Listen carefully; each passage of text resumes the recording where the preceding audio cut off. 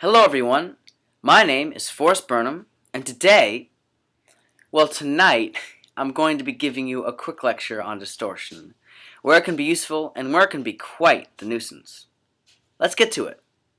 Distortion, also referred to as warping, is the alteration of the original characteristics of something, such as an object, an image, or a sound waveform. There are many forms of distortion, and we generally associate them with a sort of grating feeling and a rather unpleasant or unsavory sound. But not all distortion is bad. In fact, if used in the proper setting and in the right context, distortion can add a whole different element and dynamic to a song or a track, giving it more grit and drive.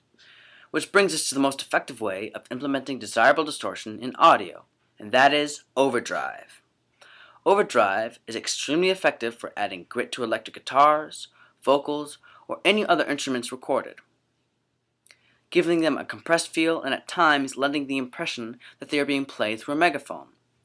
Also, distortion as a desirable effect can be used on MIDI instruments, usually implemented as a distortion or overdrive plugin effect, or found in an amplifier plugin. Now, the bad distortion.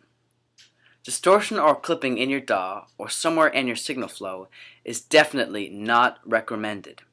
It is a very ugly and overpowering sound that can easily be noticed even if it is at a low level or takes place over an extremely short period of time. But the main rule about distortion is if you don't want it there, then it is the bad kind of distortion and the levels should be checked and reduced where needed. There are many variations of good and bad distortions and where they come from, and that would be something I would suggest researching further to better understand how to avoid or use distortions to a greater effect. I hope I have explained the main points of what distortion is and where distortion can be musical or problematic. Thank you for watching.